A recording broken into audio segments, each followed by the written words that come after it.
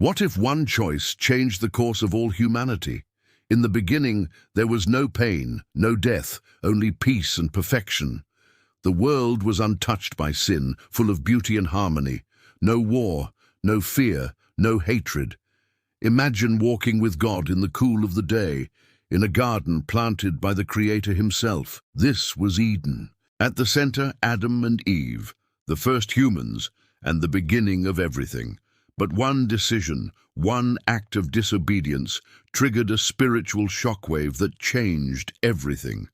This is the story of the first sin, the moment that separated man from God and revealed our need for redemption.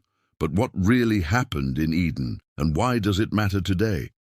Let's return to the beginning. The perfect world, Genesis 1:1 opens, "In the beginning God created the heavens and the earth.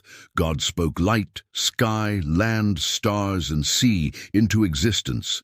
Then he created humanity, something set apart." Genesis 1:27, "So God created mankind in his own image. Male and female he created them."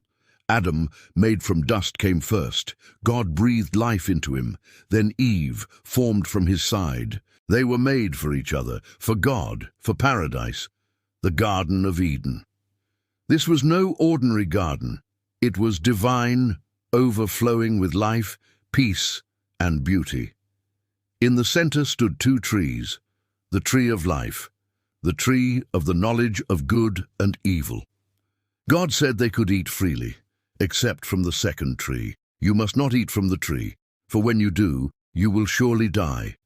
Genesis 2:17. It wasn't about fruit, it was about trust. Would they obey? The temptation entered the serpent, crafty, subtle, and dangerous, Satan in disguise. He asks Eve, "Did God really say you must not eat from any tree?" A distortion. A seed of doubt. Eve tries to clarify, but adds, "And we must not touch it." Confusion begins. The serpent presses, "You will not surely die. God knows you'll be like him." Genesis 3:4-5. The lie, God is holding something back.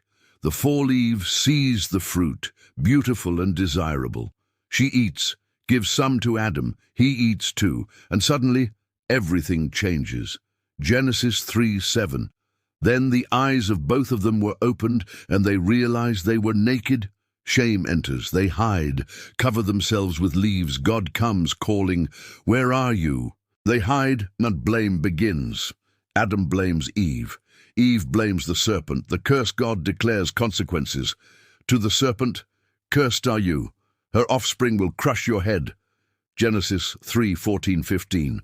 A prophecy of Jesus, the Savior who will defeat Satan. To Eve, pain in childbirth. To Adam, hard labor. To both, death enters creation. They are exiled from Eden. A flaming sword guards the way back. The ripple effect. This first sin, the fall, affects us all. Romans 5:12. Sin entered the world through one man, and death through sin. This is why we see pain, violence, and brokenness. It began in Eden, and we carry that nature. This is more than history. It's our reality, hope after the fall. Even in judgment, there was grace. God clothed them with garments made from animal skin, a sign that blood must cover sin, a foreshadowing of Christ, and the promise remained, the serpent's head would be crushed. The story doesn't end in Eden, it leads to the cross. What it means today. Adam and Eve's story is ours. We all face temptation. We all hide. We all feel shame. Yet God still asks, "Where are you?" Not to shame, but to restore. Final reflection. Eden was lost, but redemption began that day.